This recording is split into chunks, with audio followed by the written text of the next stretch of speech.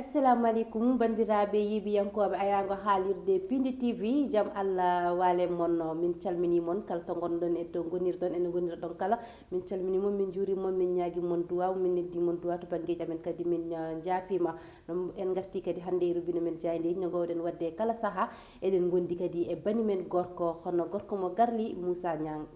jaam waale ma jam wale ma debbo mo doɗel diri mama ko noon tigui jam waali faade bandiraɓe yiɓiyankoɓe Pindi TV tewateɓe nder e bawol leydi kala sikki ala no mbiɗa ni aadi pille aadi salade ar ɓuuri firtude aadi on aadi tigui Pindi TV arti humtidinde bandiraɓe mum yiɓiyankoɓe rubindu jayneji kono kadi ganduɗa ko yiɗɓe enen ndewi ɗo golle Pindi TV min calminiɓe Sala Dia en garti e deuxiéme numéro men e nder yontere ndeɗo tigui ñalawma oɗo talata en calminiɓe to ɓe mbawi wonde no mbawi wonde ko noon tigui Moussa Niang holko ɓuuri tengtude hande e jaydeji men ko noon tigui hayso tawi ko hande tigui ganduɗa ko nguur ñakko covid 19 fuɗɗoto ɗo e nder leydi Sénégal ene wayno jeynenkoɓe leydi Sénégal ɓuuri artude ganduɗa ko oɗon guittogol lefol hormongol Ousmane Sonko levé immunité parlementaire kono kadi e nder ndeɗon jayde ɓe garti e ganduɗa ɓeɗon wondiɓe Sonko walla mbiyen darniɓe Sonko fawi juuɗe ɗum ne ɓuuri jujjude e nder jayde leydi Sénégal e Ousmane Kane ko noon tigui wadde udditiren jayde libération ko noon tigui nden jayde ari koye natal gorko mo ganduɗa jeeya koye wondiɓe Ousmane Sonko kono kadi ko kanko woni oɗon administrateur kaɗon landa Pastef wiyete ko Birama Souleye Diop caggal tigui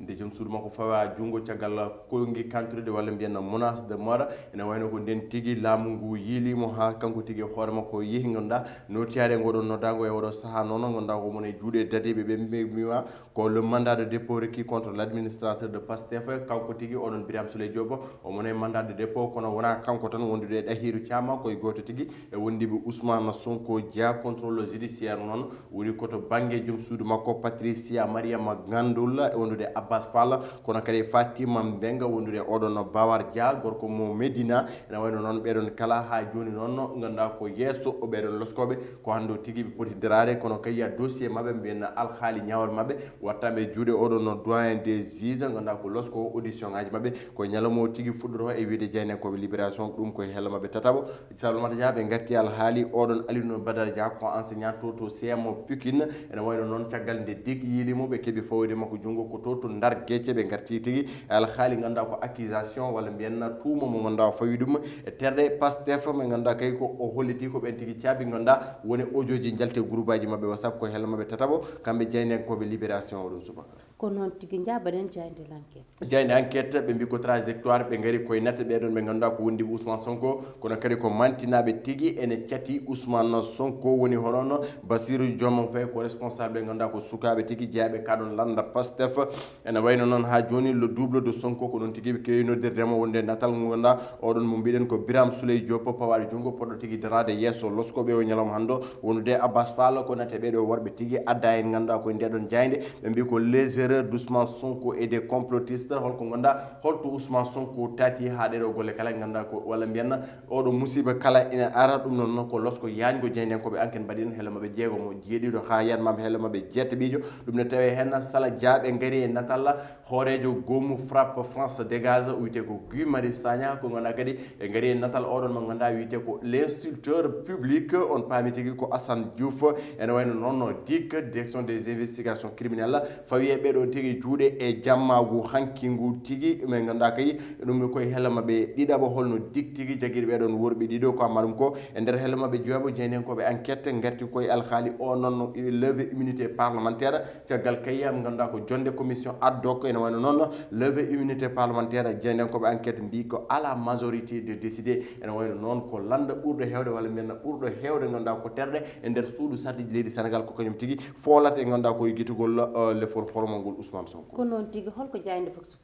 Vox Populi ari koye ganduɗa koye jaggogol ganduɗa ko Guy Marius Sagna wondude Assane Diouf ɓe mbi ko en attendant Clédor Sène ene wayno noon nde jeynenkoɓe Vox Populi mbindata koye jammagu ngu tigui wonno kono kay e subako fajiri tigui ganduɗa ko ɓeɗon dadiɓe caggal kay walde ɓe galle Clédor Sène ene wayno ɓe keeɓi fawde junggo oɗon gorko sababu o noon sala ko menace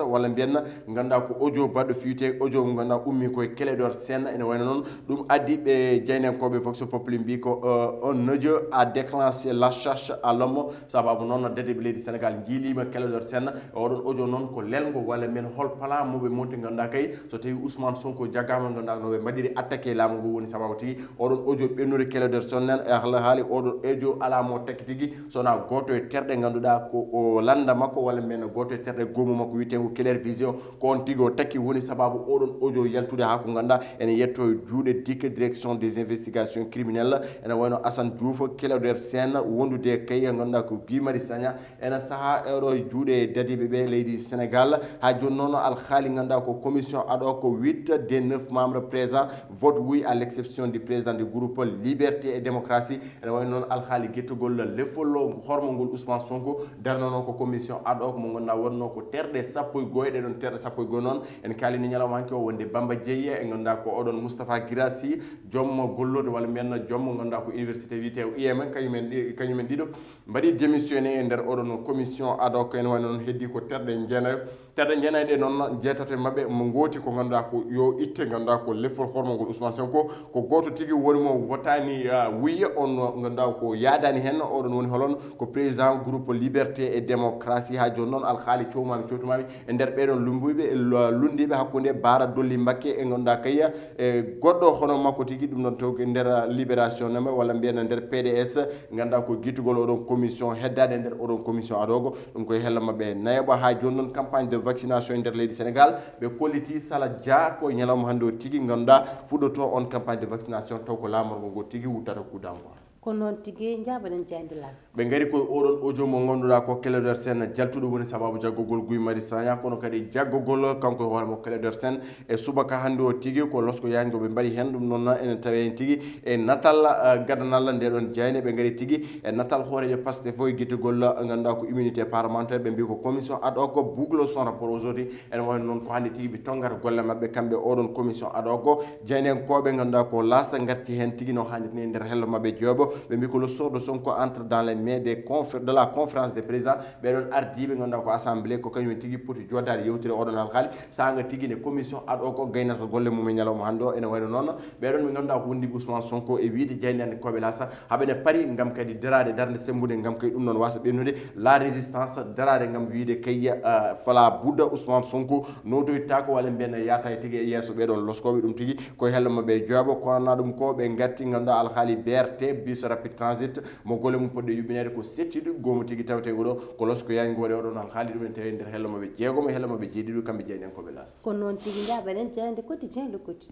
le quotidien arti tigui koye kaɗon haala ɓe goraki kono kay ɓe baylani sawru mbaggu affaire du Pastef Sonko divise l'opposition ene wayno noon ko alhaali oɗon Sonko waɗi sababu tigui ɓeɗon landaji lundiɗi wonde hande ganduɗa ko e ganduɗa koye cotumami walla mbiyen wasde famodirde wasa tigui nanodirde woni sababu Bara Dolly Mbacké BGG kañum kay waɗi réclamé ko démission tigui ganduɗa ko président groupe opposition tigui on yo wat ganduɗa ko démissionné saabu tigui yonaniɓe ene wayno noon PDS salima tigui onon politique de la chaise vide ɗum noon tigui tawre hen ɓe garti haala Birame Souleye Diop e wondi mum kala ɓe ganduɗa kay audition ngaji mumen koye ñalawma hande o tigui darto yesso loskoɓe Guy Marius Sagna Assane Diouf alhaali mum tigui fawaɓe junggo e jamma hanki o tigui ɗum e nder hello mabɓe jooɓen tawe hen ɓe garti ganduɗa oɗon campagne de vaccination poɗɗo tigui fuɗɗade ñalawma hande o e nder hello mabɓe ɗiɗaɓo kamɓe jeynen koɓe le quotidien ɓe kolliti tigui caɗele puɗɗima so tawi ñakku ngu suwa fuɗɗade caɗele puɗɗima saabu mbi ko faute de carnet et de registre ko ɗum tigui yiya e nder falde Diourbel ene wayno noon vaccination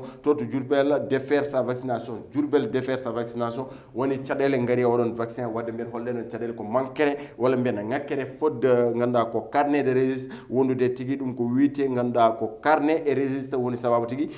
Diourbel hay ñakku mum tigui ɗeeɓi anade walla mbiyen waɗi caɗele taw hay suude soit partenariat public et privé ene wayno hol loi mo ganduɗa baɗaɗo adapté to suudu sardiji leydi Sénégal ɗum ne tawi nder hello mabɓe ɗiɗaɓo kamɓe hello mabɓe jeynaɓejo kamɓe jeynen koɓe Madiambal Diagne sala ɗum woni ko tawete nder nden jeyde o suba ko noon tigui Moussa wadde jabanen jeyde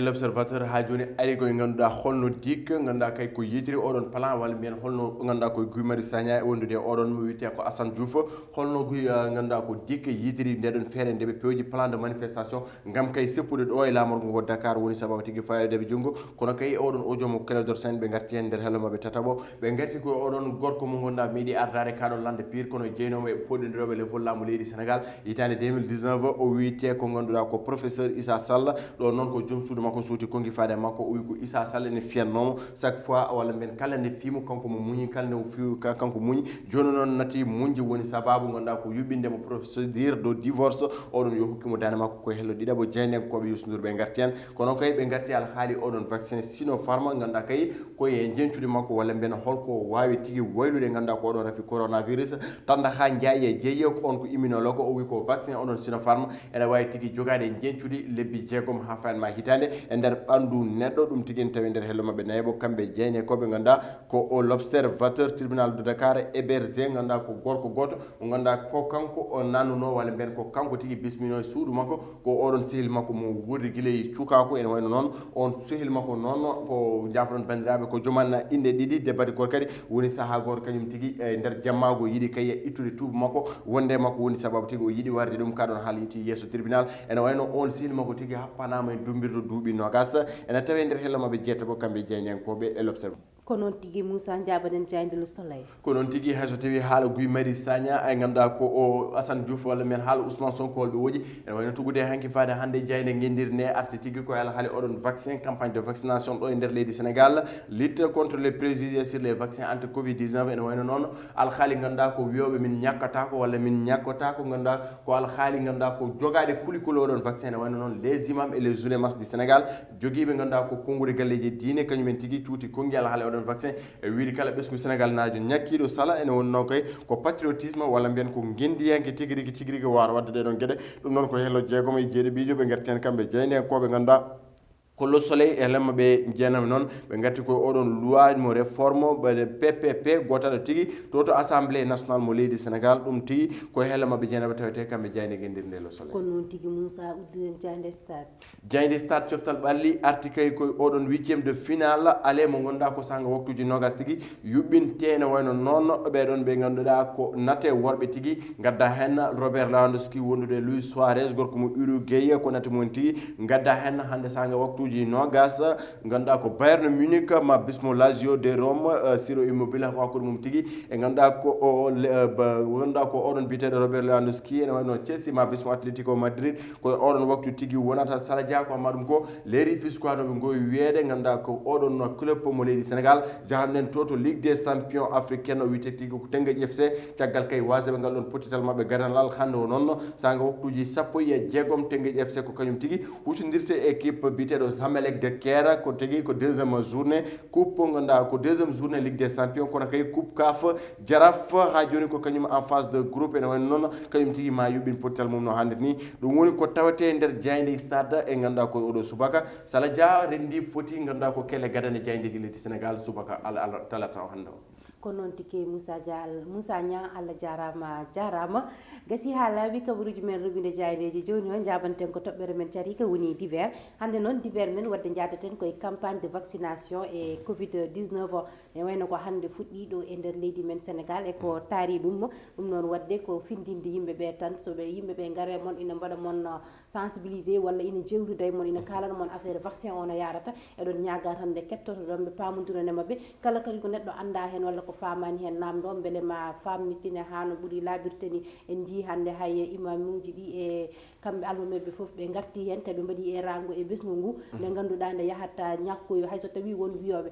ñakkotako so wona hoorejo leydi ndi ñakko walla gardiɗo cellal ngal ñakko kañumen ñakkotako ɗum hoore yimɓe ƴewton saabu ko cellal woni afogalu so neɗɗo sellani mbiɗa sikki wawa wadde haydara te kadi vaccin o ko pour ha yimɓe mbawa rentade rafiji ɗi ha ni ha tengti e rafi covid 19 ɗum noon wadde yimɓeɓe ina ñaaga tan nde jaɓɓoto ɗoɗon équipe ɓe ganduɗa ko ɓen cuuɓa pour ne jaaha e ɓesgu ngu ina jewtude e mumen ina pamna ɗumen no vaccin o yarata nde ɓe dokkata ɓe needi ɓe bismoɓe jewtude mabɓe ɓe kettoɓe Moussa holko ɓeyta hen ko noon tigui ɓeydema hen hewata Salah Dia no mbiɗa ni ko ɗon tigui reftete ene wayno noon so tawi ha gonɗa ko ardiɓe diine men ɓe ganduɗa koye kooliɗen kokkuɗen e diine men so tawi ko kañumen cuuti hen konngui ene wayno noon patriotisme o yo yaltu yidde nde kadi yo yaltu saabu rewtude oɗo brosse covid 19 ko hunde tigui jojjuni oɗo saaha Salah Dia saabu so oɗo coronavirus yaltani leydi Sénégal hunde foof ganduɗa ko wawata heɓede walla men secteur aji fof koko kali ɗum woni sababu tigui rewtuɗo mboroso toutes les moyens sont bons pour gagner ko noon tigui wadde gasi ha laaɓi kaɓuɗuji men roɓide jaydeji garannoɗi men hande subaka talata o en jetti en jarni caméraman uji ɗi e montoraji ɗi nde tawno no gowmi wiide ni ko fewata hen fof ko kamɓe kada kadi ko fewani hen koto banggue amen wona haydara ko yinnode yon belta tan ko ɗum saabi ɗum on jarama ha saaha goɗɗo inchallah